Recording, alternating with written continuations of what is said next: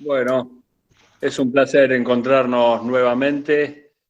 El equipo de Fundacruz les agradece en este caso a Marcos y a Miguel que se sumen a estas jornadas que buscan, bueno, un poco echar luz sobre muchos hechos y sobre muchos mitos, ¿no? Mucha información errónea que circula, se replica, se comparte y la mejor instancia es recurrir a los que más saben sobre ciertos temas para que se produzca un debate, un intercambio, esto de habilitar preguntas, respuestas.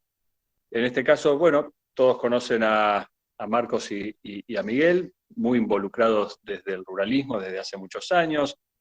Marcos ha integrado también instituciones como Consejo Agrario, de hecho la integra, Sociedad Rural, y desde lo académico en la universidad, y en el caso de Miguel, que ha sido presidente de la Sociedad Rural de Río Gallegos, y ahora en su gestión frente a FIAS, y también muy entusiastas sobre la historia de Santa Cruz. Y en este caso, la ganadería, que fue el factor de progreso desde los inicios del territorio hasta lo que fue la provincialización, cuando empieza a asomar el tema de la minería, todo el tema de los hidrocarburos, como lo conocemos hoy, la minería, petróleo. Entonces, y esta característica que tiene Santa Cruz, donde no se alcanza a amalgamar una población que llega a otra camada y a veces existe desconocimiento de lo que estuvo antes. Así que bueno, vamos a escuchar a Marcos y a Miguel sobre la ganadería en Santa Cruz, una mirada desde sus orígenes, y después los que quieran hacer alguna pregunta, alguna inquietud, cuando terminen los relatos, lo podemos compartir. Adelante entonces, Marcos y Miguel. Gracias. Gracias, gracias Pablo. La verdad que un desafío estar haciendo esta exposición, este relato, delante de alguien como vos que se ha dedicado tanto, y bueno, los que están aquí también, que se han dedicado tanto a indagar y a bucear en todas y en cada una de las familias que han formado parte de la historia de Santa Cruz. Así que vamos a ir con Miguel alternadamente, así, haciendo un pequeño raconto, tratando de armar un rompecabezas y tener una mirada general. Hay veces que se hacen foco en tal o cual situación puntual, pero está bueno a veces dar dos pasitos atrás y mirar un poquito el conjunto. Así que vamos a tratar de ir en esa dirección. Simplemente, bueno, vamos a hablar algo de la descripción de Santa Cruz, la evolución de la ganadería, la producción, algunos números. Esto es Santa Cruz, para que tengamos una idea de qué estamos hablando. Las tres grandes zonas de la provincia, la zona norte, la zona centro y la zona sur, con sus tres cabeceras que de alguna manera hoy todavía siguen funcionando, pero eran de aquella época, ¿no es cierto?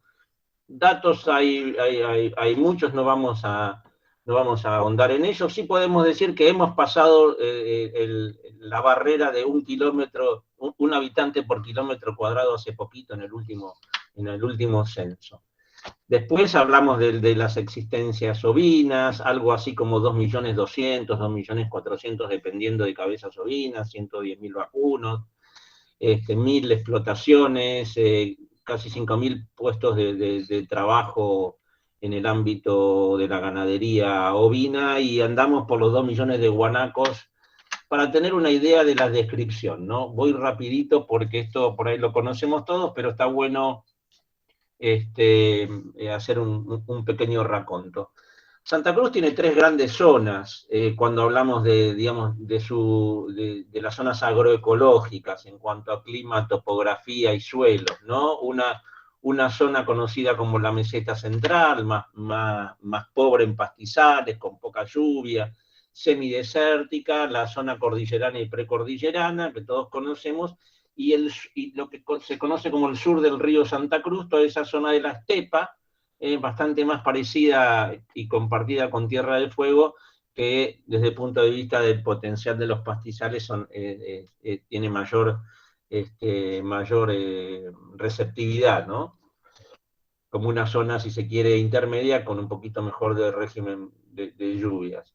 Esto es Santa Cruz. ¿Qué otras actividades económicas hay hoy? Bueno, encontramos la minería, encontramos el petróleo y la explotación del petróleo y gas, la pesca, el turismo, y encabezando todas aquellas actividades desde el punto de vista de la demanda de mano de obra, el empleo público. Cosa que no fue así en los inicios claramente de Santa Cruz, ¿no? Bueno, la población rural que como ustedes ven, el total de la población en los últimos, estos son datos del censo, simplemente para mostrar no solo la evolución total, la evolución urbana y cómo ha, en los últimos, del 80 para acá, disminuido la población rural. Lo vamos a ver en un gráfico posterior, donde tenemos datos de allá del primer censo, de 1895, y cómo se pobló y después se despobló la zona rural de la provincia de Santa Cruz. Un dato para retener: esos 25.000, casi 25.000, entre 20 y 25.000 habitantes que había en la zona rural, significaba en mano de obra, en población económicamente activa, en esos años, en los años 40, por decirlo más o menos aproximadamente, entre el 40 y el 50, el mismo peso económico que significa hoy la población económicamente activa que trabaja en todo el empleo público en la provincia. Ergo, en aquellos años, fundamentalmente la población era trabajo privado en el sector agropecuario y agroindustrial, considerando los frigoríficos, por ejemplo, de aquellos años, versus el mismo peso que hoy puede llegar a tener, o tiene, el empleo público. Un dato para tener en cuenta, que a veces no es tan conocido hablando de mitos. Para que podamos completar esto, estas son las instituciones que normalmente que tienen estrecha relación con el ámbito agropecuario de Santa Cruz, han tenido y tienen, desde el Consejo Agrario, el Ministerio de Producción, el INTA, el SENASA, el Instituto de la Ganadería, los representantes de las firmas laneras, los consejos profesionales, las rurales, el RENATRE, el gremio, bueno, en fin, como para tener una idea de qué instituciones estamos hablando y que están involucradas directamente. La UMPA, por ejemplo, tiene una carrera de Ingeniería en Recursos Naturales también. Bueno, yo lo pasaría un poco, básicamente estos son algunos factores que hablan cuando hablamos de la ganadería en Santa Cruz, de qué puntos estamos hablando como algo sensible, complejo, delicado, y que siempre, de los cuales siempre se habla. Un calendario de actividades para que, en general, cuáles son las actividades que se hacen en un establecimiento, cómo está estructurado en cuanto a los costos que un establecimiento ganadero lleva adelante, lo que tiene que ver con la cadena ovina, esto cuando hablamos de un sector primario que produce carne y lana, un proceso industrial, en el caso de Santa Cruz, más orientado, si se quiere, por lo menos en cuanto a la industria, a la faena, a la actividad frigorífica, y en el caso del proceso industrial de la lana, en el que se hace generalmente, casi en su totalidad, en el polo textil lanero de Trelew. Y el sector comercial, tanto de lanas o de carnes, en cada una de sus especificidades, ya sea para el mercado interno como para la exportación. En el caso de las lanas, prácticamente el 98%, 97% de las lanas en Argentina se exportan, la mayoría con un alto grado de valor. Miguel, lo dejo para que arranque nomás, si usted quiere. Hasta acá quisimos hacer un breve, me robé unos minutitos para que supieran de qué estamos hablando cuando hablamos de la ganadería ovina en Santa Cruz. ahora arrancamos desde, bueno, desde hace cuánto, no sé, Miguel. Bueno, buenas tardes. Digamos que la ola ovina en Santa Cruz viene de Chile, viene de Punta Arenas, que se inició en el año 1877. El gobernador de Magallanes importó 300 ovejas de las Malvinas y se las vendió a un inglés que alguna noción tenía de la actividad ovina, le presta la isla Isabel enfrente de Punta Arenas para ver si las ovejas viven. Y ahí arranca toda la historia del poblamiento de, de la zona de Magallanes con ovinos, ¿no? Si bien en Punta Arenas están desde 1843 o 1848, desde que está la ciudad de Punta Arenas, con actividad marítima, fundamentalmente. La actividad, desde el 1890, la actividad ganadera empezó a crecer exponencialmente en Chile e inmediatamente saltó a Argentina. Curiosamente, la mayoría de los inversores en Santa Cruz eran prácticamente en un 100% extranjeros, o eran inmigrantes europeos que ya estaban afincados en Chile. Nos llevan 40 años de poblamiento, ¿no? Nosotros acá poblamos en 1884 o 1885, apenas en Río Gallegos, por la prefectura, y arriba en Deseado 1884 también. Ellos llevaban una generación y media antes que nosotros en la región, con todo lo que implicaba el movimiento marítimo, ¿no? Hasta 1913, un año antes de que se abriera el canal de Panamá, en Punta Arenas se registró el movimiento de 1.500 barcos en un año, 4 barcos por día, ¿no? En Punta Arenas, una cosa impresionante.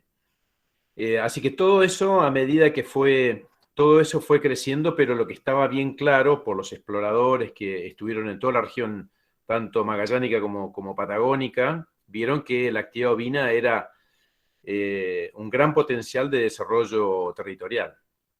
Entonces, así es como arranca el poblamiento en Santa Cruz, desde Punta Arenas y fomentado por el entonces gobernador Carlos Moyano, que estuvo visitando Punta Arenas y visitando las Malvinas para tentar a posibles aventureros, si se quiere, ¿no? Emprendedores, para que vengan a establecerse con unas condiciones que daba el gobierno nacional de tierras en arrendamiento. El esquema de arrendamiento era un poco más interesante o más flexible que el chileno, que las tierras estaban casi todas dadas en concesiones a grandes emprendimientos, pero ninguna otorgaba la propiedad. Y en Argentina la ley propiciaba un máximo de 20.000 hectáreas en arrendamiento y eventualmente un cambio de propiedad o titularidad de la mitad de ello, y luego potencialmente, bueno, después las cosas fueron ocurriendo de manera distinta a medida que fueron pasando los años, pero en todo caso las condiciones y el propio desarrollo del mercado de la lana, del mundo textil, fue dándole fuerte impulso a toda a la actividad ovina. Así que las primeras ovejas vinieron de Malvinas, vía Punta Arenas, o directamente vía Malvinas, directamente a la zona de Punta Loyola y luego a San Julián. Y así empezó el poblamiento del territorio, de abajo para arriba, básicamente. Y lo fue durante los primeros años, fue dificultoso pero exitoso a la vez. Hasta el año 1913, que, bueno, uno que estaba estaba al empezar el canal de Panamá, que iba a afectar luego hacia adelante el tránsito por Magallanes, Atlántico-Pacífico, cambiaría rotundamente todo. Pero a su vez, en el año 1914 empezó la Primera Guerra Mundial. Así que de la guerra que culminó en el año 2018, en ese periodo, el valor de la lana se multiplicó por 4 y por 5 de los precios corrientes que ya existían, que en sus inicios igual no eran malos, porque de hecho el poblamiento en el territorio de Magallanes fue muy, muy rápido y violento, y por ende acá abajo también. En toda la zona del río Santa Cruz al sur, como algo así dijo Marcos al principio, la zona más pudiente, si se quiere, o de mejor calidad de pastizales, es la zona del río Santa Cruz al sur y la zona cordillerana. Así que esta parte de acá, cercana al río Gallegos, fue la primera que se pobló. Y los pobladores, en muchos casos, fueron los mismos que estaban ocupando territorio en Chile. Bueno, básicamente eso fue toda la primera etapa, y al culminar la Primera Guerra Mundial, el precio se derrumbó completamente, la demanda mundial de lana se derrumbó completamente, y los precios volvieron al precio que tenían en el año 1905, una cosa por el estilo, así que fue una catástrofe. A su vez y al mismo tiempo, los emprendimientos frigoríficos, primero también se establecieron desde un principio, desde que se instalaron los primeros pioneros aquí en Santa Cruz, ya para el año 1890 y poco, ya habían las primeras graserías. Habían varias en Chile, había una en San Gregorio, había una en Punta Algada, acá nomás a 80, 90 kilómetros, que básicamente eran industrias para tomar los animales que terminaron su vida útil, básicamente los servían, los abrían, los cuereaban y los servían para juntarles la grasa o el sebo, que tenía un altísimo valor nacional o internacional para jabones, para velas y cosas por el estilo. Así que la industria frigorífica vino unos años después, pero todos los primeros animales ovinos que se faenaron o procesaron, si se quiere, durante los primeros 10 años, fueron básicamente para hacer grasa y cuero. Luego se establecieron muchos frigoríficos en la zona de Punta Arenas y posteriormente acá en Santa Cruz, como se conoce, ¿no? El frigorífico Swift aquí en Río Gallegos, luego Armour en Puerto Santa Cruz, Swift otra vez en Puerto San Julián, en el año 24 a 26 el frigorífico de Puerto Deseado, y esos fueron creciendo a la par de que se fue poblando el territorio. A medida que se fue poblando desde abajo para arriba y desde la costa hacia la cordillera, a medida que se fueron llenando y ocupando los campos como habían sido distribuidos por la Comisión Nacional de Tierras, a raíz de la benevolencia que hubo durante la Primera Guerra Mundial por la gran demanda de carne y lana, se ocuparon tierras que en un principio eran y son de calidad mucho inferior en cuanto a la capacidad de tener animales y producir, pero el entusiasmo sobrellevó a muchísima gente a venirse a instalar, a pedir tierras, instalarse, y de las cuales fracasaron muchísimo después de la Primera Guerra, ¿no? Recién se retomó la corriente, se neutralizó y empezó a haber una corriente positiva comercial recién en el año 22 en adelante, 22, 23, 24, que anduvo más o menos bien hasta el año 1929, que fue la gran crisis de la bolsa americana, o que luego repercutió en todo el mundo, que fue una debacle que duró varios años en todo el planeta, y que a su vez volvió a impactar fuertemente en las materias primas sudamericanas, y en Patagonia en particular, que vendía lana para ropa, básicamente. Cuando hay crisis la lana no se vende, o la ropa no se compra, así que tuvo esos dos periodos, la post Primera Guerra Mundial después de 1918 y básicamente después del 30. Bueno, así que hubieron momentos propicios y momentos difíciles, pero una de las características más importantes es que Argentina generó poblamiento territorial, si se quiere, llegado el momento hasta quizás algo apresuradamente por la tardanza en generar una política en Patagonia. Patagonia había estado extremadamente relegada en el tiempo. Así que esta política de venir y poblar que inició Moyano, luego el entusiasmo y las condiciones naturales y comerciales fueron más rápido que la propia política pública. Y eso generó un montón de situaciones complejas en el tiempo, de las cuales una de las más importantes fue justamente la tenencia y la propiedad de la tierra. Toda la gente que venía con arriendos, que tenía o 10.000 o 20.000 hectáreas, tenía que invertir como una de las condiciones, pero a su vez, después de determinada cantidad de años, tenía que devolver la mitad del terreno. La mitad de la tierra hacía la propiedad inviable. Entonces, esta situación de huevo y la gallina generó todo tipo de situaciones complejas, están muy bien documentados por Elsa Barbería y por varios autores más, donde esa misma situación generó todo tipo de negociaciones y de negociados, incluso con autoridades en el medio, para generar estas transacciones para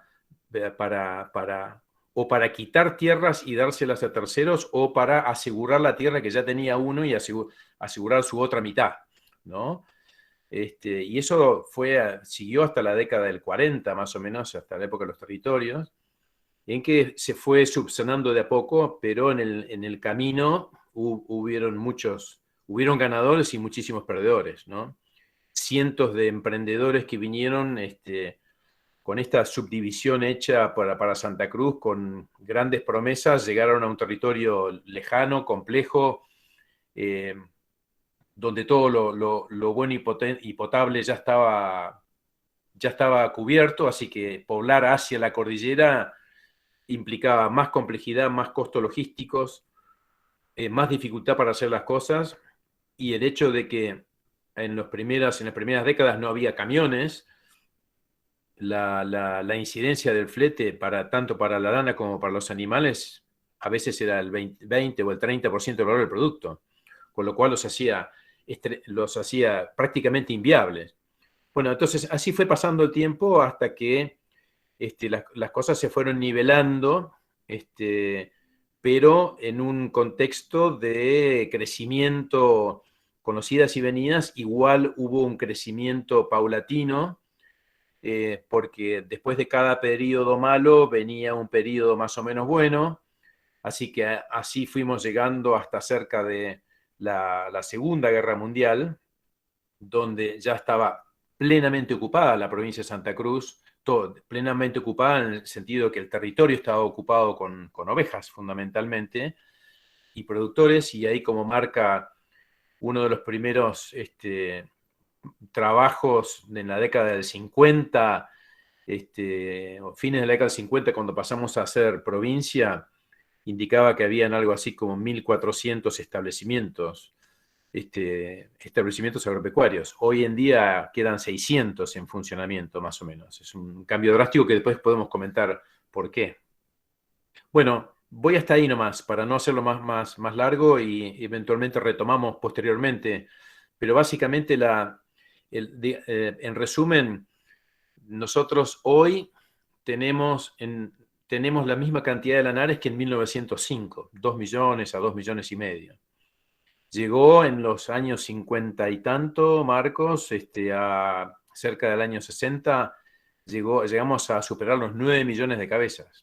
Ahí claramente, eso fue post Segunda Guerra Mundial. El gran entusiasmo y el poco conocimiento técnico que había sobre la capacidad y la resistencia del suelo de los pastizales santacruceños era bastante desconocido. Así que era todo por experiencia de productores o inexperiencia de productores, que fueron generando situaciones de sobrepastoreo, ¿no? De sobreexplotación del suelo, y siendo Santa Cruz una tierra frágil en ese aspecto, por las escasas lluvias que hay, generaron una situación luego que fue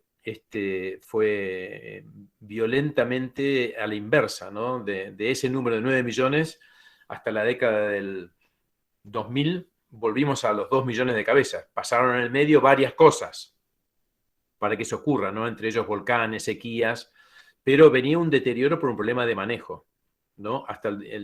Ese desconocimiento recién se empezó a corregir en la década del 80, cuando el INTA diseñó un sistema de evaluación de pastizales que ayudó a técnicamente definir cuál era el consumo promedio necesario de un ovino, y también pudo empezar a medir la capacidad forrajera que tenía la provincia. Así que ahí empezaron a ver un montón de realidades, y a partir de entonces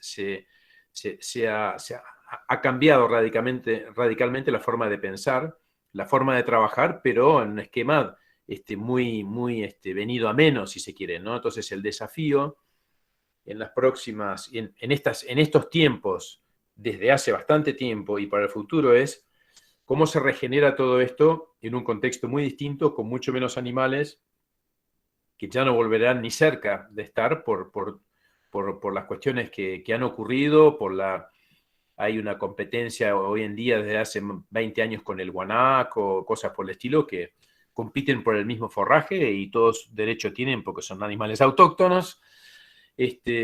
Bueno, la ausencia de políticas públicas, ¿no? de control y estas cosas que no ocurrieron a través del tiempo, nos llevaron a una situación bastante compleja, sumado a que no hay ninguna duda que desde la década del 70 hay claramente un cambio climático muy notorio, donde la provincia está más seca, más cálida y llueve menos, y todo eso influye en todo lo que es un esquema de ganadería natural, ¿no?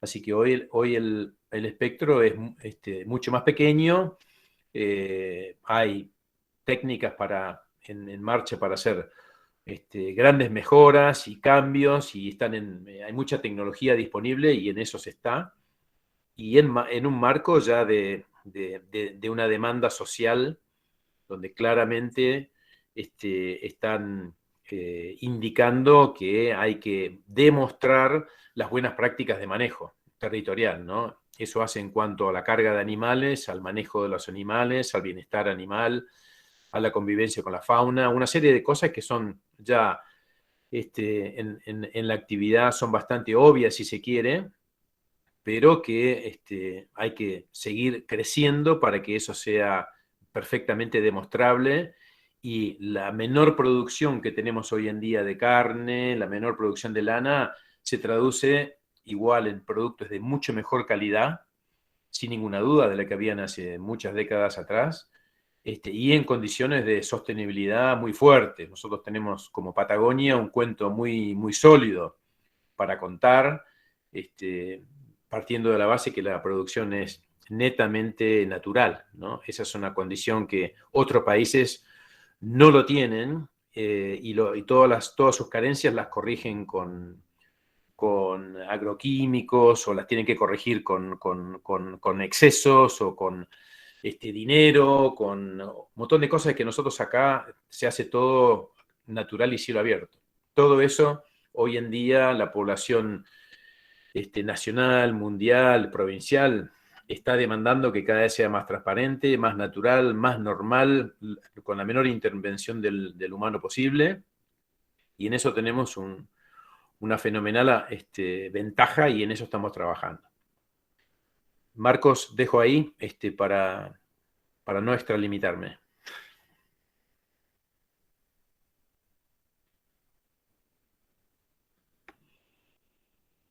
Tenés apagado, Marcos, el micrófono. Perdón. No, que mientras vos hablabas, digo, por ahí intentábamos pasar alguna de las transparencias donde, bueno, ahí se puede ver, ¿no? Esto es por ejemplo, una copia de un anuario del INDEC de los años 80, donde ya se puede ver los 9 millones de cabezas que tenía Santa Cruz y la oscilación, y ya cómo empezaba de 9 a 7, de 7 a 6, y empezaba a venirse abajo las existencias ovinas por todo lo que vos bien mencionabas, ¿no? Del periodo de los años casi 50 al 80 aproximadamente, y estas 3 etapas del poblamiento, de la situación de la ganadería, ¿no? El crecimiento, el gran poblamiento, el desarrollo y bueno, la crisis, ¿no? Ahí mencionábamos lo que se usaba cuando era territorio, un poco lo que comentaba Mike respecto de cómo se había distribuido la tierra en su momento. En muchos lugares fue la época que se armaron las colonias pastoriles, con una división bastante cuadriculada, por decirlo, sin responder a ninguna cuestión más de tipo biológico que hubiese sido lo acertado. Pero bueno, era lo que había en esos tiempos, hay que ponerse en el contexto. La actividad frigorífica, bueno, fotos de deseado, fábricas que, digo, más allá ¿no? La actividad que había en torno a toda la ganadería ovina en ese momento, ¿no? Desde fábricas de prensas para la lana, el famoso ferrocarril de Deseado a Punta Rieles, Las Heras, cómo funcionaba un establecimiento que tenía, en algunos casos con la Anónima, en otros con Argensud, con distintos, con Martinovic en su momento, digamos, distintos almacenes de ramos generales, podríamos llamarlos, donde se vendían los productos y se compraban los insumos. Un poco esto de que la zona sur de cómo funcionaba. Yo diría que, volviendo un poquito atrás, toda esa zona de Gallegos, Punta Arena, era un país independiente.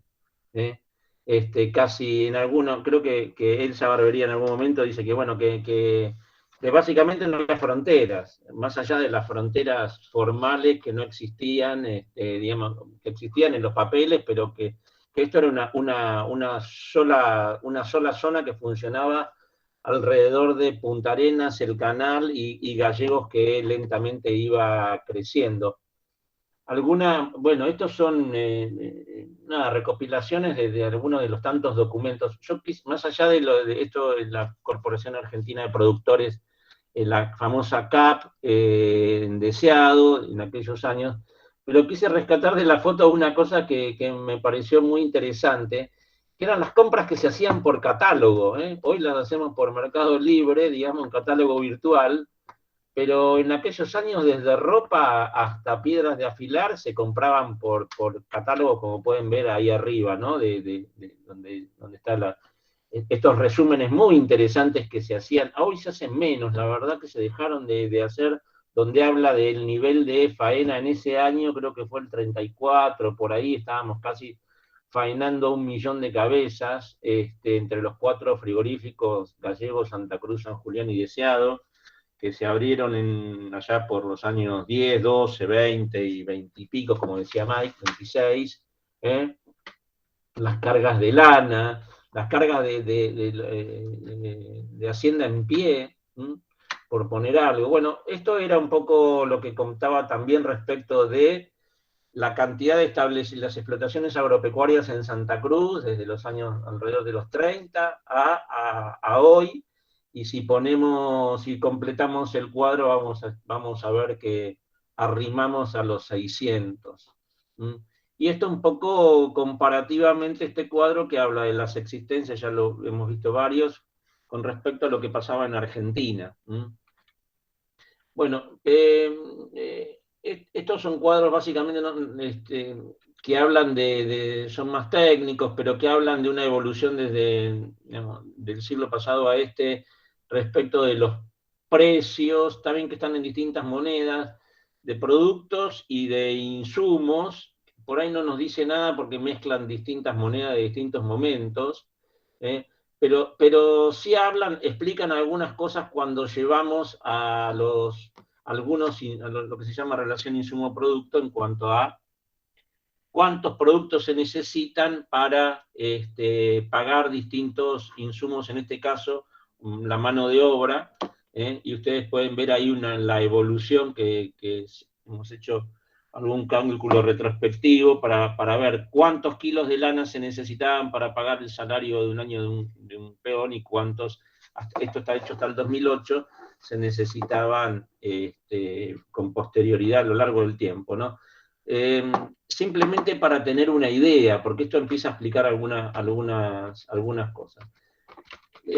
No, Mike, lo teníamos, digamos, discriminado en cuanto a las crisis estructural, famosa, conocida, del sector ovino, cuáles han sido causas y efectos, bueno, ¿no? ¿Qué ha pasado uno con el otro?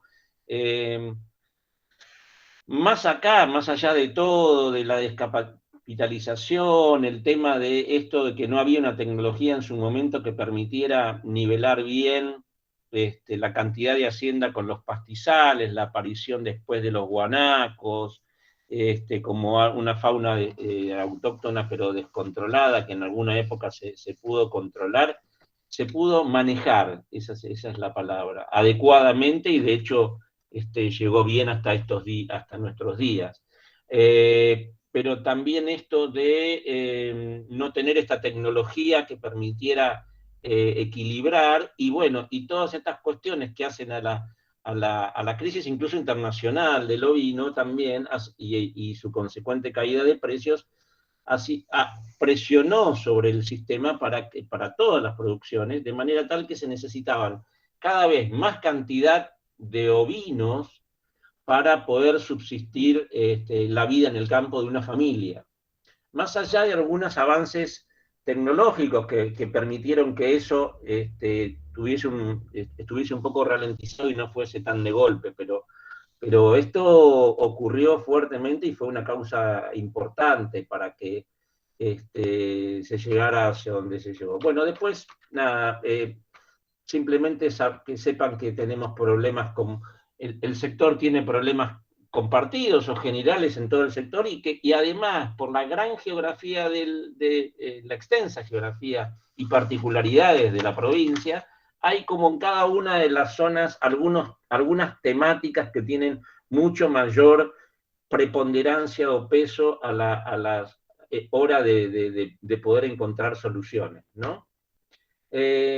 Bueno, la verdad que por ahí se hace medio extenso en cuanto a esto de encontrar cuáles son los problemas comunes con algún tipo de priorización, pero claramente la calidad de vida en el campo y la ciudad y esa brecha hace que la falta de mano de obra y la aparición de otras actividades, la pérdida de los oficios, los altos costos relativos, como hablábamos ayer, hace un rato, perdón, bueno, y a su vez la falta de renovación de gente que vaya al campo, todas esas cosas hacen, por lo menos desde la mirada más social, si se quiere, que esta crisis se profundice, o bueno, aparezcan problemas que vamos a tener que estamos encarando en muchos casos, y otros que todavía le faltan solución porque se escapan, como decía Mike, ¿no?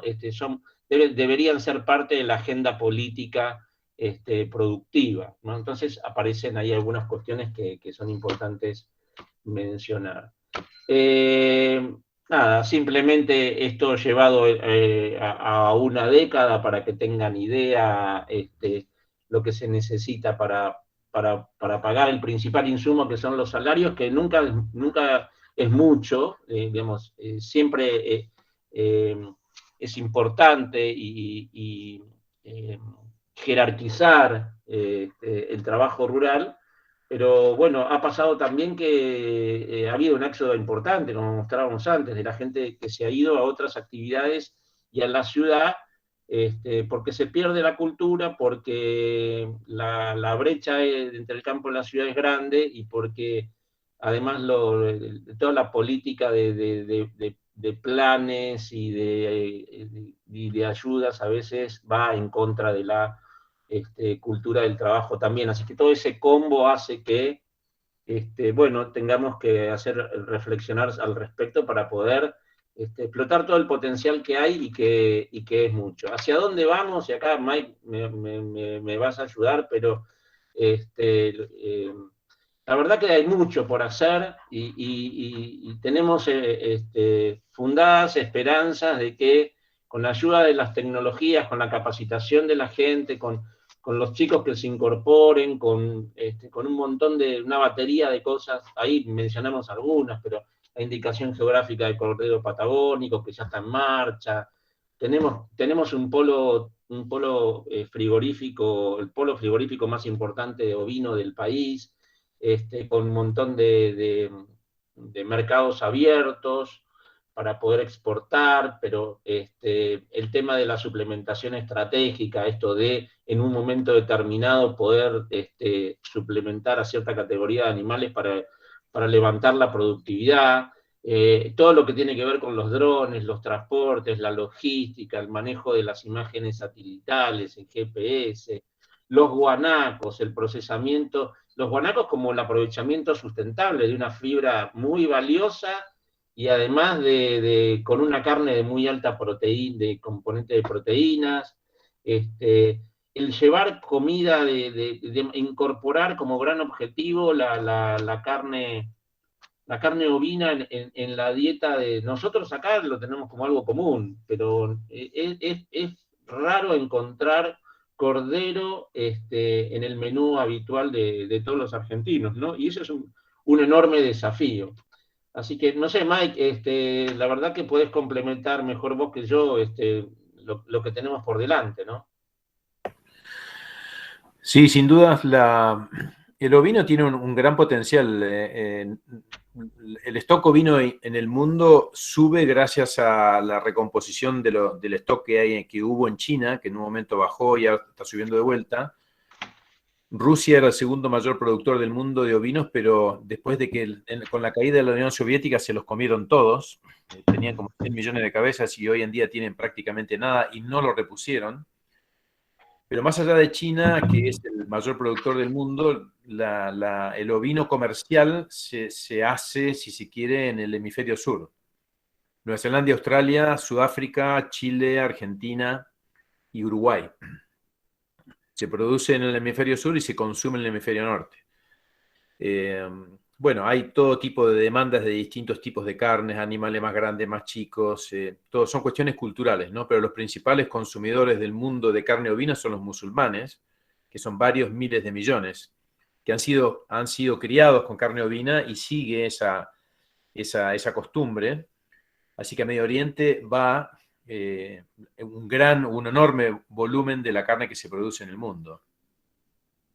Patagonia y en particular Santa Cruz tiene es un nicho bastante diferente. Nosotros, por ser una zona bastante más frágil y bastante más al sur que de lo que está Australia, el cinturón de donde produce los ovinos está a la altura de Viedma, provincia de Buenos Aires, Santa Fe.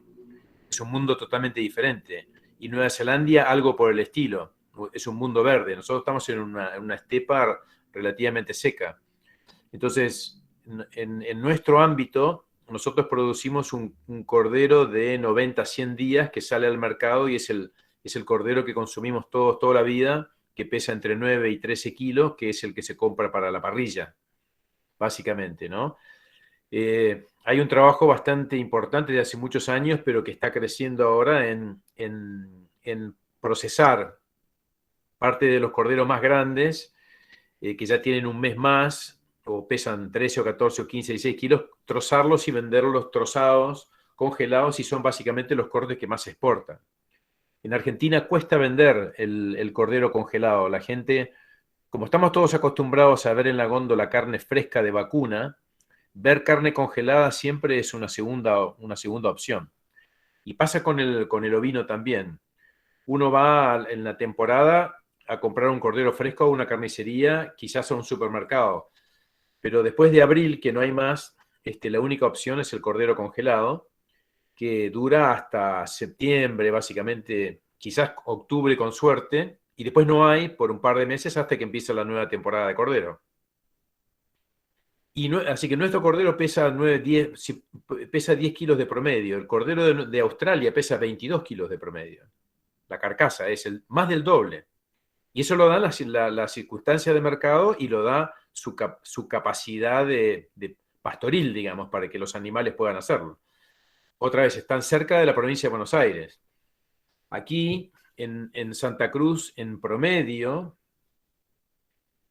hoy hay en producción unas 12 millones de hectáreas. De las 24 millones hay como 12 millones de hectáreas donde hay ovinos, en menos de la mitad de la provincia. Y ahí hay 2 millones y tanto de ovinos. Así que la relación es casi 6 hectáreas por oveja, por año, ¿no? 6 hectáreas. En la provincia de Buenos Aires, en un lugar razonable, hay 10 ovejas por hectárea o 15 ovejas por hectárea. Es un mundo totalmente diferente. Y si uno compara con la gran... si uno no tiene hoy en día alrededor de 3.500 lanares, no tiene un negocio que se sostiene solo, ¿no? Y esa es la unidad que soportan más o menos 20.000 hectáreas en casi todo. Por eso las unidades económicas en el pasado fueron definidas en 20.000 hectáreas, porque hace casi 100 años atrás o 80 años atrás, esas 20.000 hectáreas podían soportar 4.000, 5.000, 6.000 o 7.000 lanares, ¿no? Hoy en día esos mismos lugares, esos mismos campos en producción, cargan un 30% menos o un 40% menos, por lo que dijimos al principio, ¿no? Cambio climático, más seco, más cálido, la competencia por el pasto con los guanacos, una serie de cosas que fueron pasando, básicamente. Entonces, se hace difícil, es más difícil el punto de equilibrio. Y hay lugares en la provincia, porque está abandonada casi toda la meseta central, ¿no? Si uno toma la ruta 40 y la ruta 3, y más o menos el río Santa Cruz, y arriba la frontera con Chubut, toda esa franja central, que son como 8 o 9 millones de hectáreas, es gigantesco, en una época tuvo vinos, y hoy no hay nada, siempre fue una zona pobre, fue más pobre con el tiempo y con el volcán Hudson se terminó de cerrar todo, ¿no? Se cerró, se abandonó. Ahí se perdieron unos 400 o 500 establecimientos ganaderos que nunca más volvieron a abrir. Y difícilmente vuelven a abrir tampoco, porque si no llueve, esos lugares no tienen potencialidad para que los pastos crezcan. Y la tendencia es a menor lluvia y no a mayor lluvia, incluso de acá al 2050. Así que el panorama para Santa Cruz en ese aspecto no es bueno, para lo cual hay que hacer las cosas, como venimos pensando, es hacer algunas cosas levemente diferentes. Así que cuando uno compara y uno dice, bueno, un productor tiene 20.000 hectáreas, y hablemos de la meseta en la zona de San Julián, en la zona cercana a Gregores, que hay un montón de establecimientos que todavía funcionan, trabajan en condiciones muy, muy difíciles, en la zona de Piedrabuena, la Pampa Alta, y así sube el departamento de Deseado. Muy, muy complejo. Y si uno mide la inversión que hay en un establecimiento de ese tamaño, tiene más plata invertida en alambre de lo que vale la tierra en sí, curiosamente, ¿no?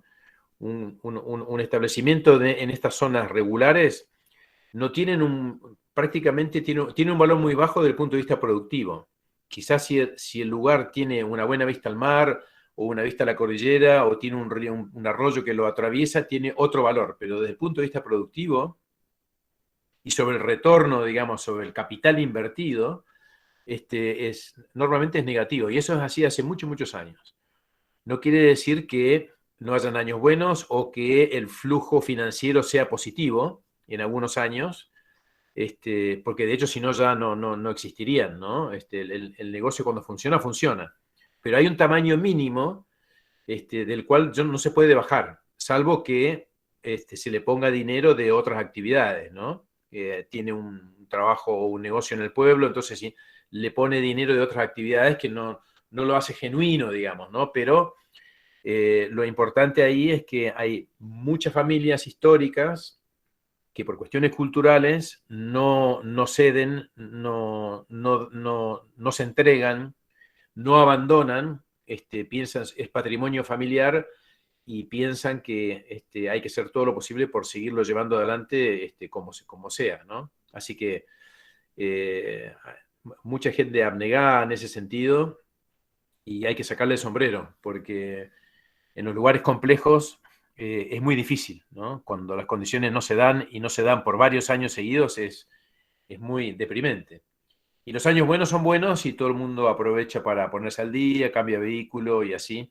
Y en los lugares que los establecimientos con mejores calidad de campo, donde tiene unos 5.000 o 6.000 o 7.000 anares, ya la ecuación es distinta y los emprendimientos son rentables y permiten otra escala, lo que también permite inversión, tecnología, poder adaptar e invertir, ¿no? Que es la única forma de seguir progresando. Así que hay un poco de todo en esto. Hay optimismo, pero también la realidad va a ser bastante dura, ¿no? Las cosas, como todo ciclo de negocios, porque esto es un negocio, para el esquema histórico que se tuvo, está llegando a su fin en buena parte del territorio santacruceño y hay que innovar, hay que usar otras metodologías. Y para eso hay que tener un poco poder acceder a algo de capital, poder ver si uno puede mejorar espacios verdes, eso significa regar y alambrar más, bueno, una serie de cosas, introducir vacunos, hay un montón de cosas que están dando vueltas y que ya están funcionando, pero es muy difícil cuando no hay créditos, ¿no? Y hoy en día es muy difícil tomar un crédito en Argentina con la volatilidad que hay, inflacionaria y con los vaivenes del tipo de cambio y cosas por el estilo. Y hoy digo, hoy en los últimos 50 años, porque en los últimos 50 años ha sido básicamente lo mismo. Las cosas van, las cosas vienen, hay unos años estables, pero después hay años extremadamente inestables. Las gestiones económicas y de gobierno pasan y uno sigue estando, ¿no? Entonces, son los grandes sobrevivientes, como también lo es gente o emprendedores en cualquier otra circunstancia o negocio, ¿no? Como puede ser un restaurante, puede ser una fábrica de cualquier cosa. Esto es así, nada más que es a cielo abierto y en un contexto donde por lo general las autoridades nacionales, incluso provinciales, muchas veces no entienden bien cómo funciona la dinámica, que la dinámica de productiva acá en Santa Cruz es de largo plazo, no de 6 meses a otro, ¿no? Las cosas son para largo plazo. Se hace muy difícil trabajar solo, ¿no? Cuando no hay un apoyo sólido detrás para promover inversiones, seguimiento, estas cosas, ¿no? Nosotros tenemos conectividad hoy, que es una condición básica para el trabajador rural, para que quiera ir a trabajar al campo. Hoy en día el sueldo que percibe no es nada malo, porque es un sueldo neto de entre 60 y 70 mil pesos, si se quiere, de bolsillo, y no paga, o sea, tiene casi comida, así que es un sueldo neto de ahorro, pero si no tiene internet o no tiene televisión, esa gente al campo no va. Así que es una condición básica y está bien que sea así, además, ¿no? El problema es que no tenemos un plan de cobertura territorial provincial, entonces eso no está ocurriendo y despacito cada uno lo va haciendo con el dinero que tiene.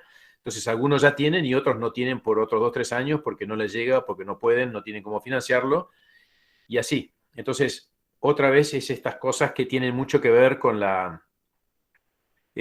el fuerte apoyo que por ahí debería tener y ni siquiera es una gran inversión, ¿no? Esto es estrategia territorial, si se quiere, tratar de volver a establecer familias y gente que vaya a trabajar, más gente al campo, porque de hecho falta gente, curiosamente, no se consigue gente adecuada o gente potencial. Bueno, eh, todo tiene que ver con visiones de largo plazo, ¿no? Y eso a veces acá está fallando estructuralmente y no solamente en la provincia de Santa Cruz.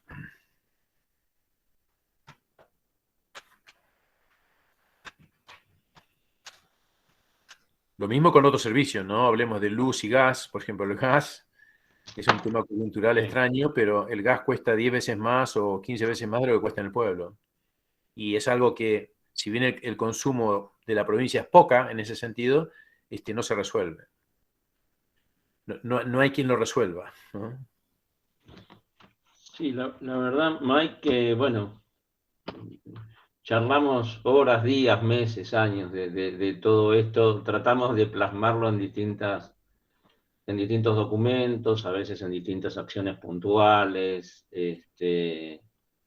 pero creo que en el fondo somos optimistas de que después de golpes duros que supo tener la ganadería en Santa Cruz, lo que tenemos más en la memoria fue la nevada del volcán Hudson del 91, que prácticamente cubrió la mitad de la provincia de ceniza, o la nevada del 94 y 95, que hizo perder 1 millón de cabezas y dejar a establecimientos vacíos que no se recuperaron, en toda esa zona que vos comentabas, pero más allá de todo eso, creo que se puede, ¿no? Se puede reconfigurar la ganadería, que tiene un potencial enorme. Tenemos las plantas frigoríficas funcionando a un, no sé, 30, 40% con toda la furia de su capacidad instalada, plantas de primer nivel supervisadas autorizadas, digamos, homologadas por la Unión Europea, entre otros mercados, que es el más exigente. Ahí tenemos todo por hacer. Si tuviésemos el doble de hacienda, el doble lo podríamos vender. Las lanas argentinas han pegado un salto en las décadas pasadas, vía el Prolana, ha pegado un salto de calidad importante que tenemos que hacerlo valer también y seguir trabajándolo. Aparecen nuevas herramientas de tecnología duras y blandas, como las tecnologías que hablan, como decía Mike, de las buenas prácticas ganaderas, la captura de carbono, que tanto hacen los pastizales y que apenas se empiezan a estudiar ahora y dan realmente nos están dando buenos primeros resultados.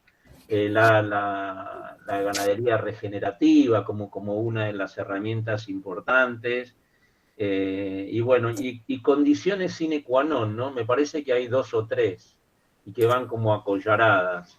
Primero, sin conectividad, como decía recién Miguel, es muy difícil que podamos volver a que la gente esté y se quede en el campo. Conectividad es trámites más rápidos, es capacitaciones, los chicos en la escuela, es videoconferencia, son menos movimientos, es un salto productivo enorme para que nosotros podamos competir en un mundo que ya lo tiene.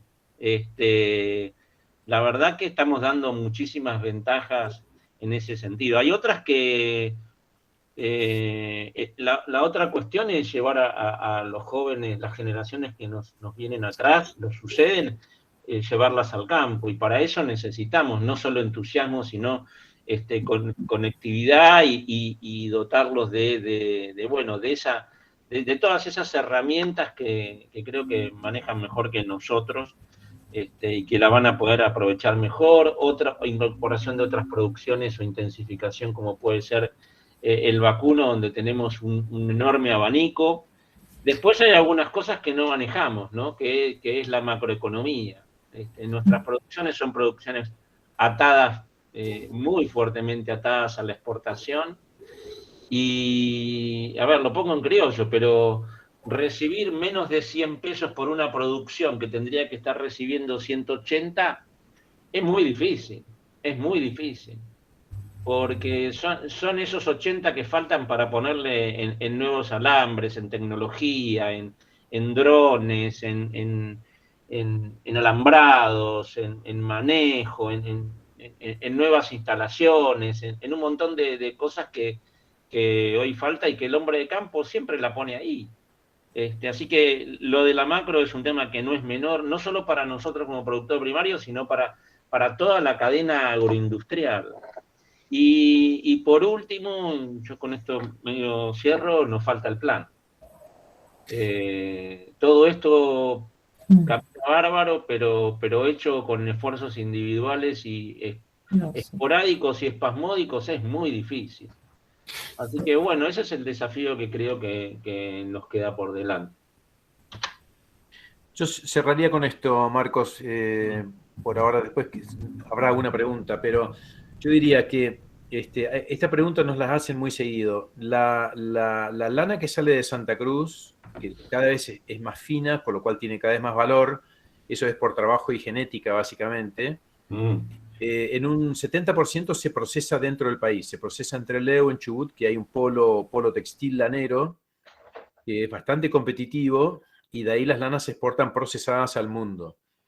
Eso es un 98% porque no quedó industria textil lanera parada en el país. Claro. Había una industria que se llevaba el 20 o 30% de la lana en la década del 40, de la Segunda Guerra Mundial hasta los años 50, y después perdió competitividad por esos avatares del país, o básicamente también por el ingreso de China al mercado laboral muy, muy barato. En la década del 70 terminó matando muchas actividades, entre ellas todas las de valor de mano de obra intensiva, como la textil. Así que en Argentina desapareció casi todo, por eso la lana se procesa en su estado inicial, se peina y se exporta peinada a las hilanderías y tejedurías del planeta, del resto del mundo, ¿no? Que están diseminadas en varios países. Y en segundo término, la cuestión de la carne, ¿no? Como dijo Marcos, nosotros, Santa Cruz es el polo de faena nacional. Acá tenemos los frigoríficos más grandes del país, es donde más animales se procesan en el país y de donde más se exporta del país. Ahora, de lo que no se exporta, no se exporta todo lo que todo el mundo piensa, ¿no?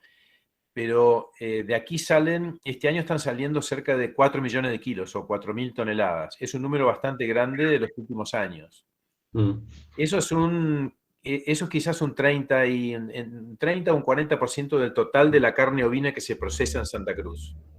Ahora, eso está compuesto, lo que se exporta, se está compuesto por animales como en la foto, son animales adultos, o lo que era el histórico capón, si se quiere, que se vende procesado en cortes y se vende al mercado musulmán, como decía antes, o a algunos mercados razonablemente o más o menos económicos. Y por otro lado, se exportan también los corderos pesados. Vieron que el cordero pesado es el cordero tipo que pesa como un borrego, que vendría a ser como el adolescente. Es un cordero que pesa 14, 16, 17 kilos, que ambas cosas, el adulto o el capón, digamos, o el borrego, prácticamente no se consumen. Se consumen muy poco. Nosotros consumimos acá, en Santa Cruz y en Patagonia en general, el cordero de 10 kilos, que es el cordero de parrilla. De ese cordero de parrilla, digamos, el 80-90% se consume dentro de Argentina. Ese no se exporta un poquito a España, y lo demás se consume casi todo acá en Patagonia y algo en la ciudad de Buenos Aires y algunos otros puntos del país, ¿no? Pero en orden Santa Cruz, el resto en Chubut, Río Negro, Neuquén, y en Buenos Aires o el Gran Buenos Aires. Ese es para el cordero típico patagónico, digamos, ¿no? Cuando hablamos de cordero típico patagónico, es un cordero relativamente chico, que es el que producimos acá. Lo que se exporta son las categorías grandes, que son las que menos consumimos. Básicamente eso nomás como aclaración. Claro.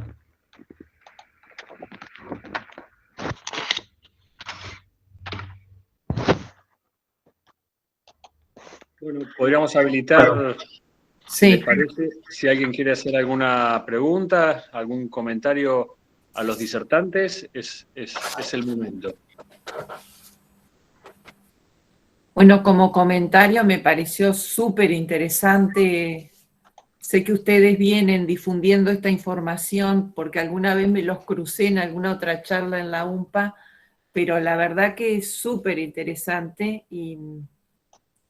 Y bueno, y una preguntita porque lo hemos visto nosotros hace 38 años que estamos acá y hemos visto esta cosa del avance del guanaco, que al principio no lo veíamos, y en un momento hará, no sé, 20 años o no sé, o 10, qué sé yo, empezó a aparecer. Y yo lo que quería saber es que si eso, en cuanto, si hay está evaluado el porcentaje en que incidió en la disminución de la disponibilidad de pasturas para la oveja, ¿no? ¿Y por qué pasó eso también? Que eso me intriga. Bueno, ahí podemos responder un poco los dos, pero nosotros venimos trabajando desde el año 2006, hubo una, no digo una cumbre, pero hubo una reunión de más de 100 personas en Puerto San Julián, Sí. que se hizo por primera vez, donde se expuso durante 2 días con autoridades provinciales presentes la realidad que se estaba viendo del incremento exponencial que estaba teniendo el guanaco, ¿no? Viniendo de décadas previas donde los animales estaban razonablemente bajo un cierto control, digamos, un control natural.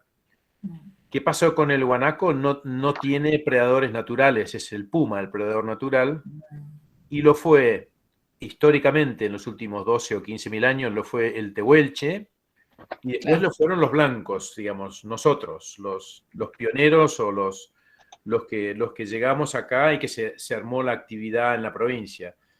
Todo eso siguió llevando un balance con la especie que duró hasta el año 95, que se prohibió internacionalmente la venta comercial de los subproductos del guanaco, ni la fibra, ni los cueros, ni la carne. Los cueros era lo que más se comercializaba, se hacían los famosos quillangos, ¿se acuerdan? De los animales chicos. Otra vez, a falta de políticas públicas, le hicieron, desde un organismo internacional, le hicieron una pregunta al país, ¿cuál era su plan de manejo del guanaco? No se contestó porque no había un plan, y por ende se prohibió. A partir de ahí, se interrumpió la cadena comercial completamente y el guanaco empezó a crecer en sus proporciones normales, digamos que va entre un 10 y un 17% anual, la especie va reproduciéndose entre los nuevos que nacen y los viejos que se mueren, digamos, es entre un 10 y un 15% de promedio, así que imagínense la exponencialidad que tiene. En el año 2006 se estimaba que habían algo así como 600.000 guanacos, una cosa por el estilo, y que rápidamente íbamos a llegar a 1 millón. A partir en el año 2000 se hizo un primer censo, después se hicieron varios más a través de los años, el último lo hizo, los últimos 2, uno lo hizo Monona, Amanda Manero en el 2013, que le dio 1.100.000, más o menos 10%, y el último lo hizo el INTA en el 2015, que le dio cerca de 1,5 millones, más o menos 10%. Así que las cuentas matemáticas dan lo que estiman todos. Así que hoy es muy posible que estemos por encima de los 2 millones. ¿Cuál es el problema? Santa Cruz hizo, y participamos un poco todos, incluso desde la UNPA se participó en hacer un plan provincial de manejo del guanaco. El plan se hizo, tenemos el método, el paraguas, hay un mecanismo para hacer aprovechamiento, pero no hay un plan de control, ¿no? Entonces, y eso significa, es algo como si hizo Chile, por ejemplo, que tiene acá en Magallanes, tiene un plan de control que tiene 30 años, ellos censan todos los años y determinan cuotas de aprovechamiento o de saca, como dicen, para mantener la población estable en su número de equilibrio, para que los mismos animales no estén compitiéndose entre sí por el pasto, y segundo, para no deteriorar el suelo, ¿no? Claro. Eso es lo que es la parte que falta todavía en Santa Cruz, ¿no? Es ese plan de visión de largo plazo, cuál debiera ser un número que puede soportar el territorio provincial sin que se generen problemas con el ecosistema, básicamente, ¿no? Los guanacos en 20 años subieron de 500.000 a cerca de 2 millones, y en el mismo lapso los ovinos bajaron de 4 millones a 2. Claro. ¿No? Así que, ¿y cuál es pero además, no todo la baja del ovino es por culpa del guanaco, ¿no? No digamos, pero la curva es así, ¿no? Es absolutamente invertida. El INTA, que ya ha hecho varios trabajos al respecto, también ya ha determinado en varias ocasiones que la provincia está sobrecomida, está sobrepastoreada, como se dice, entre un 30 y un 50%. Si uno pone toda la carga de animales, vacunos, ovinos, los baguales, los caballos y los guanacos, suma por la cantidad de pasto que come cada uno, y después mide la capacidad por los índices verdes que tira. Básicamente hoy se puede medir y hacer una estimación de cuánto forraje disponible hay en Santa Cruz. Desde hace ya varios años está indicando que hay un sobrepoblamiento de bocas comiendo de un 30 a un 40%, con lo cual estamos haciendo un deterioro fenomenal al recurso natural. Y esa es la parte donde no hay un plan de Estado definido, ¿no? Entonces, ¿qué es lo que va a pasar? Bueno, depende de la visión de largo plazo, porque si esto no se logra revertir y equilibrar como han hecho con los canguros, como han hecho con elefantes, como han hecho con búfalos, como todo tipo de especies en el mundo, los han regulado y los mantienen por su propio equilibrio y sanidad como grupo de animales, ¿no? Si eso no está, cada vez habrán menos animales domésticos, porque si no hay recursos, no hay animales. Y eso es una decisión política, básicamente, ¿no? Sí. Y una visión de largo plazo. Y bueno, hasta ahora eso no está abordado como se debe. Y es un problema. Es un problema. Bien. Gracias. ¿Alguna otra pregunta? ¿Alguna otra inquietud? Agregar cortito, Pablo, me parece importante que hay ideas y hay, digamos, ensayos o experimentaciones que se han llevado y que se están llevando a cabo a escala comercial que son muy auspiciosas para el manejo, para el aprovechamiento sustentable del guanaco. El guanaco es un recurso, digamos, es un recurso social, es un recurso de todos, ¿no? De la sociedad. Y como todo recurso, requiere ser manejado, es lo que dicen los biólogos, ¿no? Los ecólogos. Y lo que ha pasado justamente, un poco resumiendo lo de Mike, es eso. No ha tenido manejo por parte de quien lo tenga que manejar. Entonces empezamos con este trabajo y la verdad que lo que encontramos es que, primero, digamos, este tipo de manejos, bien lo decía, se hace con los elefantes en África, con los bisontes en Estados Unidos, con los canguros en Australia, o sea, no hay que ser muy innovador en esto. Lo que sí que hay que ajustar las cosas y tener la decisión política. Sin la decisión política del dueño del recurso es muy difícil. Nosotros llevamos todas las propuestas y en este sentido creo que hay un camino auspicioso, o por lo menos una suerte de baterías de cosas para hacer de esto un aprovechamiento sustentable. Incluso habría no pocos productores que quizás cuando esto esté bien en funcionamiento y aceitados los mecanismos pudiesen vivir del aprovechamiento sustentable del guanaco. Ajá. Es factible, no es ninguna locura. Pero bueno, esto hay que, de vuelta, el plan y como decía Mike, llevarlo adelante, ¿no? Sí, redondeo con esto, Marcos. Hay varios emprendimientos que fueron interrumpidos por la pandemia, pero ya arrancaron de vuelta para aprovechamiento de la fibra, esquila. Uno puede enviar esquila y animales los manda a frigorífico o los vuelve a soltar a la silvestría. Eso depende del plan que le otorgue Fauna. Pero hay un mundo, es una fibra hiperfina, la de guanaco después de la vicuña, es la segunda más fina, tiene un gran potencial textil si se vuelve a poner de manera responsable en el mercado mundial. A eso se está yendo despacito porque ya hay unos cuantos emprendimientos en Santa Cruz, y lo mismo que la carne.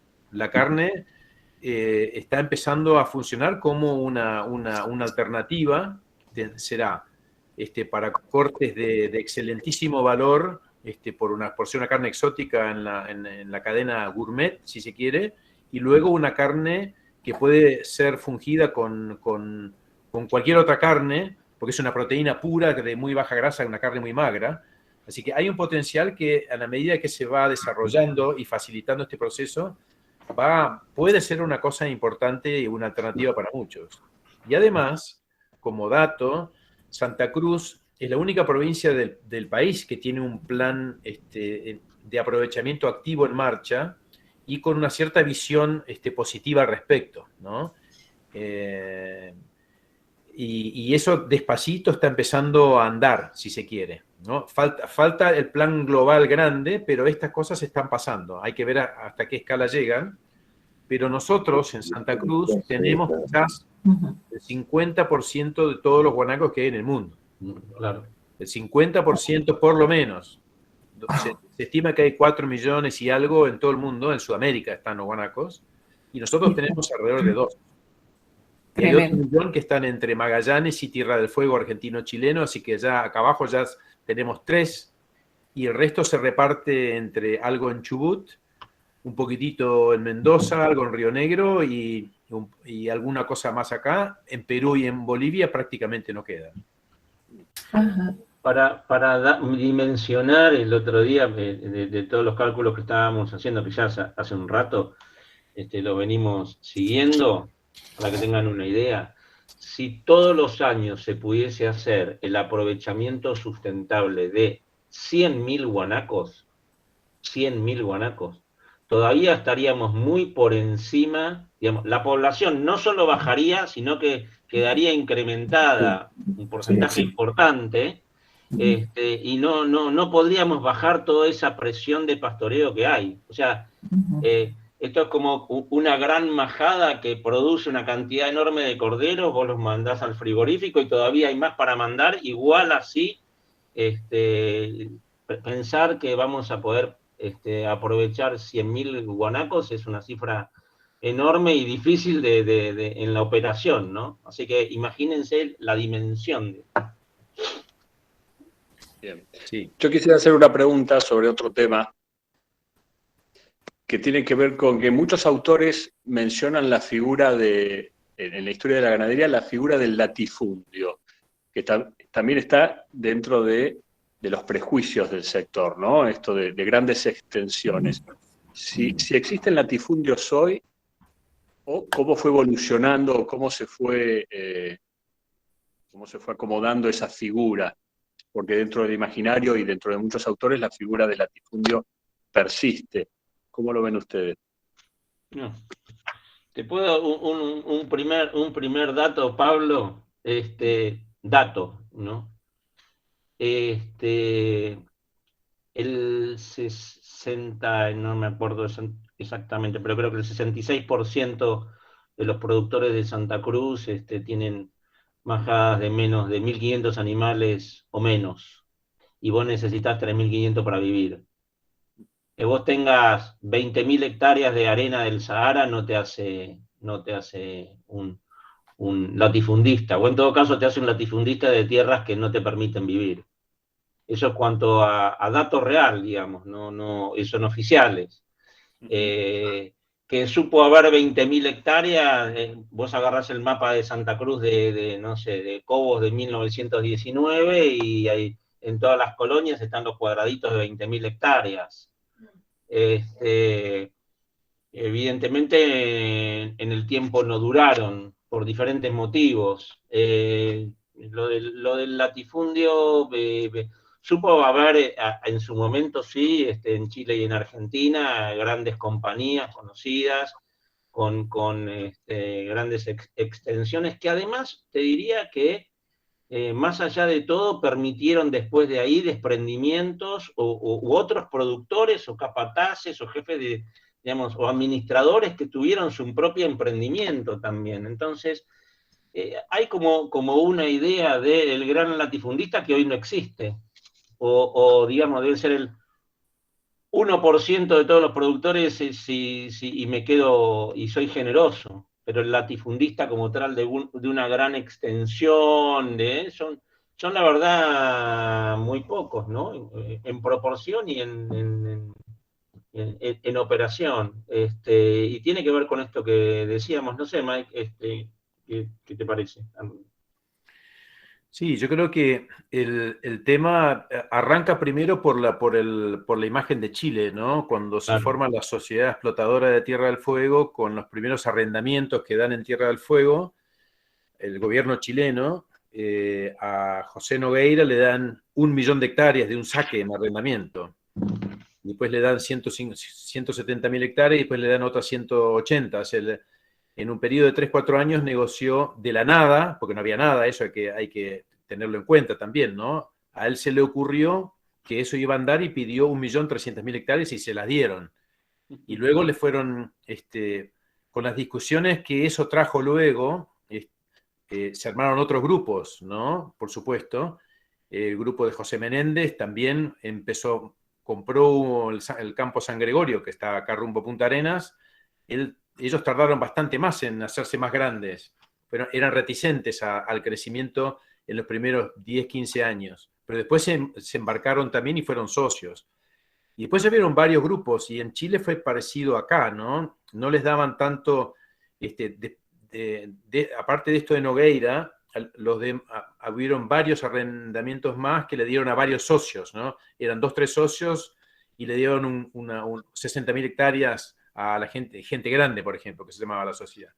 Y algo parecido luego pasó acá en Argentina. Acá la estancia Cóndor, que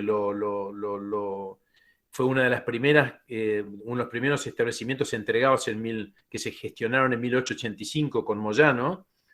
Le dieron 200.000 hectáreas, pero se presentaron 10 familiares, entre hermanos y primos, y les dieron 20.000 hectáreas a cada uno. Y ese establecimiento hoy sigue siendo de ese tamaño, básicamente, es el mismo establecimiento, ¿no? Y así pasó en San Julián, y así pasó acá en la zona de Río Gallegos en otros lugares. Algunos consiguieron, por una cosa o por la otra, o por negociaciones, o por distintas circunstancias, consiguieron más de 20.000, uno consiguió 40.000, ¿no? Y después le compró el arrendamiento al vecino, y así fueron cambiando las cosas, y algunas se hicieron más grandes. Después apareció ¿cómo se llama? El emprendimiento del Banco de Amberes, que también por una repartija de tierras que fue hecha en Buenos Aires, le dieron a un financista 1 millón de hectáreas para que, ¿no? 1 millón de hectáreas. La concesión Grunberg. Sí. La concesión Grunberg para que las vendan 3 años a pobladores nuevos. Y bueno, vendió 1/3, se murió y después se empiojó, pero terminó siendo cosa por el estilo. La explotadora de Tierra del Fuego, que terminó siendo el más grande en Chile, también fue dueño de Cerro Palique, acá lo que era Fuentes del Coile, y fue dueño de Las Vegas, ¿no? La zona de Las Vegas, que tenían ahí 150.000 hectáreas en cada uno, no me acuerdo cuántos animales eran, pero 60 o 70.000 en cada uno. Cuando se vencieron las concesiones y se reversaron en la década del 70, se hizo acá una distribución de tierras y se lo dieron a pobladores santacruceños que por puntaje se lo fueron asignando, y la mayoría son los que están hoy. Algunos vendieron, no fracasaron, pero todos esos establecimientos están en funcionamiento. Y dicho por los mismos, 20 años después de que ocurrió esa subdivisión de Fuentes del Coile y Las Vegas, la producción nueva con los nuevos emprendedores y la cantidad de gente empleada para producir en ese mismo lugar era mucho menos de lo que supo tener la propia explotadora cuando lo tenía funcionando a full, ¿no? Producía más comunidad y tenía más gente trabajando que cuando se subdividió todo, ¿no? Así que, bueno, ahí tenés distintas visiones de las cosas, ¿no? La explotadora por algo fue, por supuesto que resistida por parte de la sociedad porque era muy grande, pero lograron extender los arrendamientos hasta 1957, ¿no? Los renovaron 3 o 4 veces hasta el 57, que en Chile los tuvieron que entregar, y acá los entregaron un poco después, tuvieron que ir, en cada negociación tuvieron que ir devolviendo tierras, ¿no? No les arrendaban lo mismo. Le iban entregando menos, pero siguieron creciendo, y cada vez produciendo mejor. Y lo que decía un poco Marcos, lo que no está bien balanceado, a mi juicio, en el análisis de la historia, es el fuerte impacto que hizo todo eso en la construcción, en el diagrama de los establecimientos hechos por profesionales, ¿no? Tanto en divisiones de alambres como la traída de los animales, la genética, la calidad, los métodos de trabajo, las capacitaciones, la formación de gente, porque esos establecimientos grandes tenían 40, 50, 60, 70 empleados, y tenían desde el carnicero hasta el herrero, el carpintero, porque tenían que hacerse todas las cosas. Todo eso se fue volcando a la sociedad durante muchas décadas, ¿no? Hasta que después se fue dividiendo, pero toda esa gente que se fue formando como un cadete, como un ovejero, como un capataz, como un administrador, muchos terminaron pudiendo acceder a la compra de un campo luego en la vida, y llegaron formaditos, ¿no? En una escuela de gente que hacía las cosas de manera extremadamente profesional, ¿no? Ese es un gran legado del cual no hay suficiente reconocimiento, yo diría, porque se ve, y hay generaciones todavía de gente que ha sido parte de esos grupos, hay gente grande que todavía vive, que han sido parte de esas mecánicas de trabajo, y los cascos de establecimientos están todos parados, ¿no? La gran mayoría de las estancias grandes, donde se hizo todo esto, están todos en funcionamiento en mayor o menor grado, ¿no? Así que fueron ejemplos. Sí, a ver, está bueno ponerlo en contexto, ¿no? Nosotros siempre acostumbramos por ahí en blanco y en negro, ¿no? Latifundios sí, latifundios no. Y la verdad que cuando uno trata de ponerlo, no había nada acá. O sea, 1843 cuando fundan Fuerte Bulnes y 49 Punta Arenosa, Sandy Point, no había nada. O sea, eran barcos balleneros, exploradores, científicos, los primeros barcos a vapor, y a partir de todo eso, Canal de Panamá todavía no existía, y a partir de todo eso, yo les pasé una foto ahí, pasamos una foto de Punta Arenas de 1910, y ustedes vieron en el fondo la cantidad de barcos.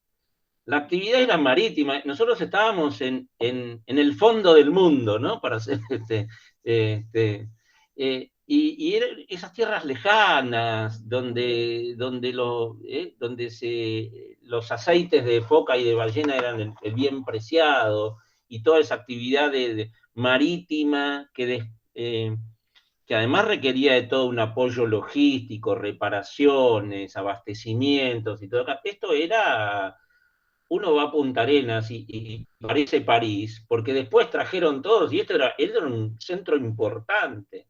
Y nosotros como Río Gallegos después, fuimos digamos, la respuesta geopolítica a eso, a esa ocupación.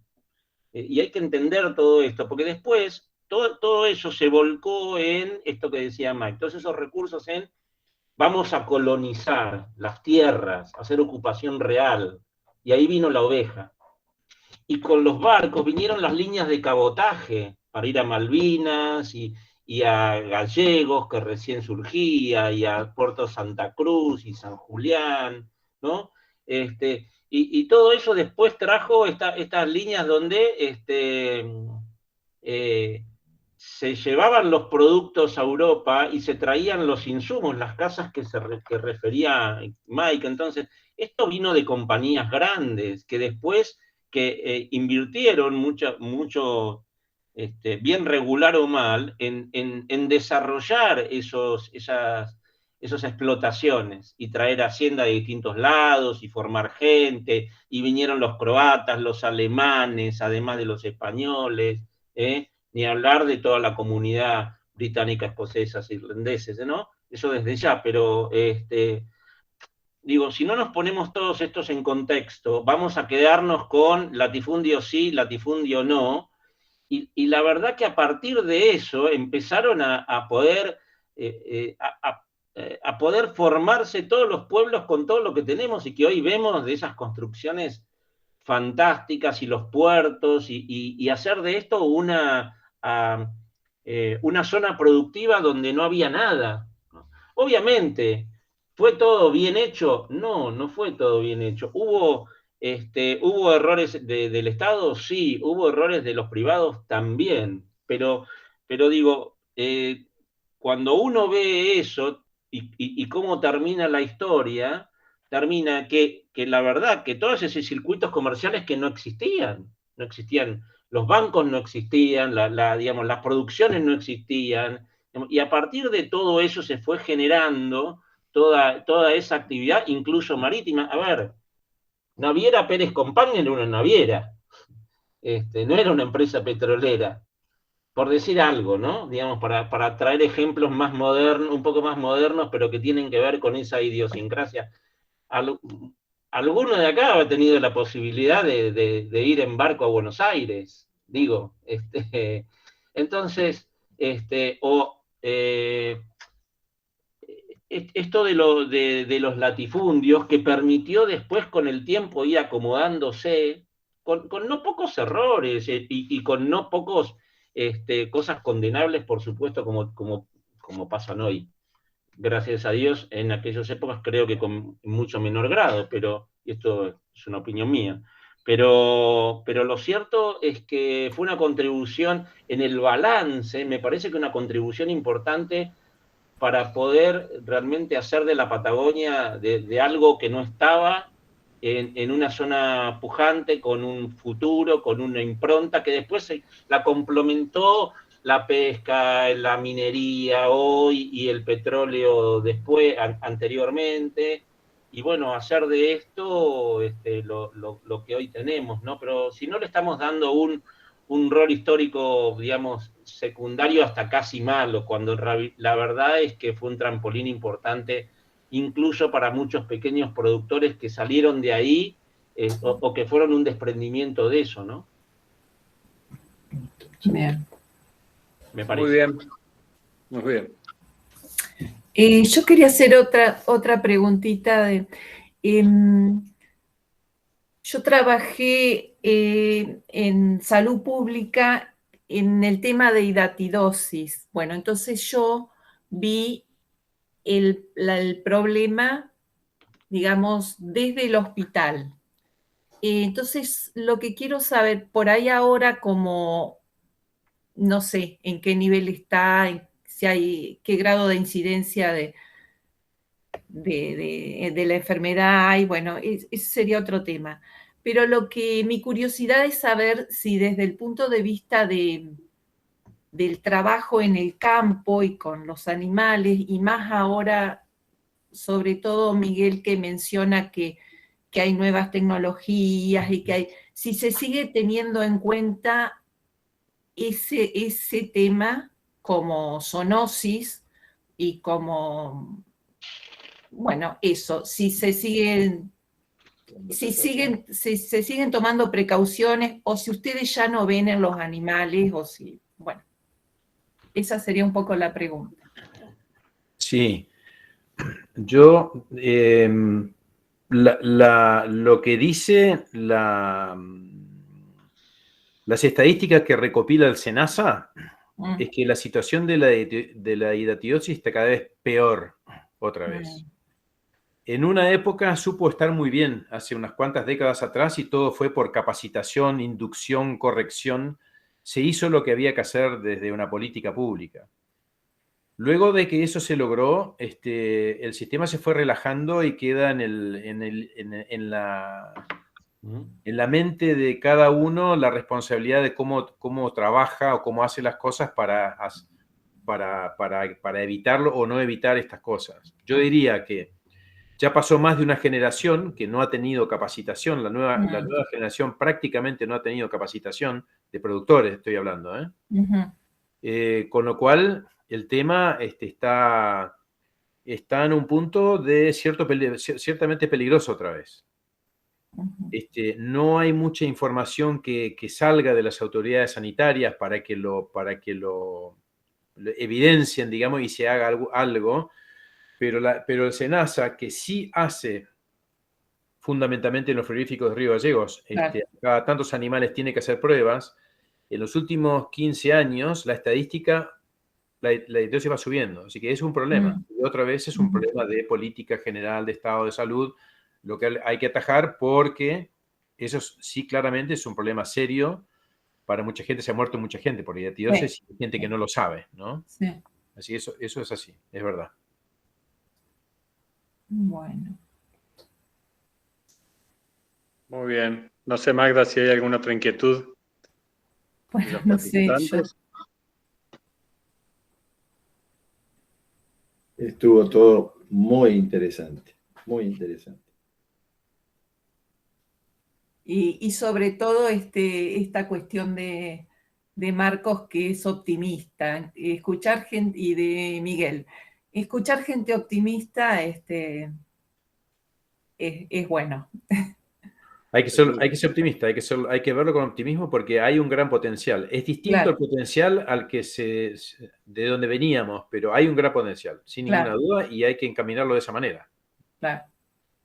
Y está bueno que haya emprendimientos, por ejemplo, como los del guanaco, que bueno, haya gente que haya apostado a eso y que evidentemente da esa posibilidad de ser un poco optimista, ¿no? Es decir, lo que yo interpreto es que nos hace falta desde el Estado, sí, políticas públicas, un gran tomar grandes decisiones desde ahí. Ojalá se pueda hacer eso.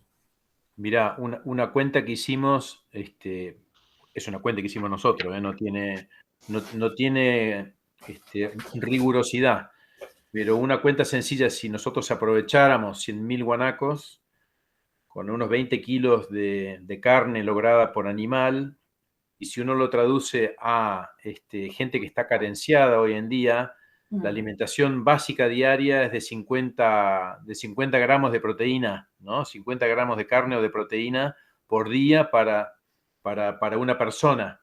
Sería la ingesta mínima.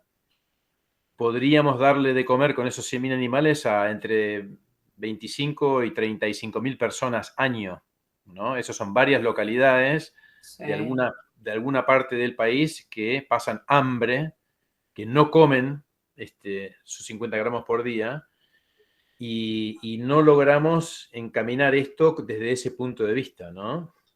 Es un recurso que está ahí, podría servir para varios factores. Tiene un ala gourmet, como decíamos al principio, que se podría potenciar los cortes caros, pero todo lo demás, o buena parte, podría ser usada para asistencia o para coayudar a una dieta sana. No hay ninguna duda que la carne es sumamente sana, ¿no? Y como decía Marcos, así todo nos quedaría margen. Todavía, digamos, la población de guanaco seguiría creciendo. Seguiría creciendo, exactamente, sí. Está claro eso. Sí, datos así, digamos, de color, anecdóticos. Los del SAC de Chile nos decían que buena parte también que la extracción que ellos hacen no es un enorme volumen, pero lo usan para boloñesa enlatada. Ah, claro. Sí, claramente. Sí. Digo, y otro dato de color, y esto es más conocido por nosotros. En Calafate hasta hay un lugar que se llama Guanaco. ¿Lo vieron? Sí. No. Que se llama un local, un bar, que se llama un bar para comer, Guanaco. Sí. Y en varios lugares vos vas y hamburguesa de guanaco con cerveza artesanal es la combinación. Bueno, lo habrán visto varios. Digo, hay espacio para. Tenemos que tener esperanza. Sí, hay que empujar porque hay muchas. Y esto va a venir de la mano de los chicos más jóvenes.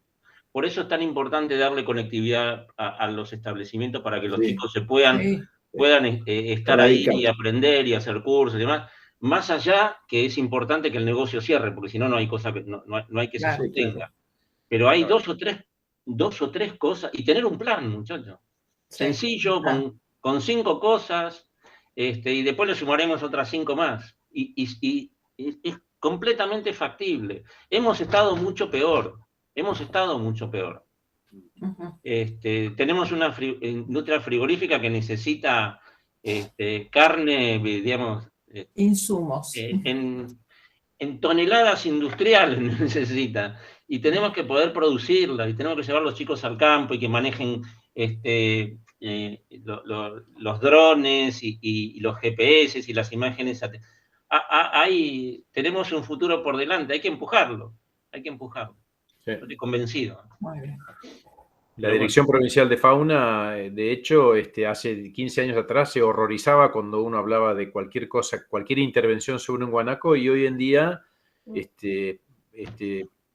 promueve este esquema de aprovechamiento sustentable, con la trazabilidad que corresponde dentro de porque tenemos un marco para poder hacerlo, y aparte podemos hacer un buen ejemplo de cómo se hacen las cosas, ¿no? Desde Santa Cruz. Un buen ejemplo para el resto del territorio nacional. Claro. Empezar, hay cosas simples, retomar el tema del agua, del riego, la forestación, digamos, cosas que parece que estuviésemos viajando hacia 50 años atrás, pero nada, hay que meterle pata con todo eso. Me parece que es importantísimo y que se puede, hay que entusiasmar a la gente y darle una... buena parte del futuro de Santa Cruz está en el campo. Es una opinión, ¿no? Bueno. Muy bien. Valiosísima intervención, chicos. Muchísimas gracias. Bueno, muchas gracias. Muy Productos interesante. renovables, biodegradables, 100%. Muchas gracias. Bueno, nos así invitamos dentro de 2 semanas, gracias. Maga, a seguir con el ciclo de charlas, ¿verdad? Dentro de 15 días estaría la de la guerra de Malvinas contada por habitantes de Santa Cruz de esa época, y que bueno, esas van a estar Qué bueno. Pablo y Milagros Pierini. Qué bueno. Muy bien. Sí. Ahí los esperamos entonces, porque Así todos que por estuvimos supuesto, involucrados. Hola Isabel, hola Vicente.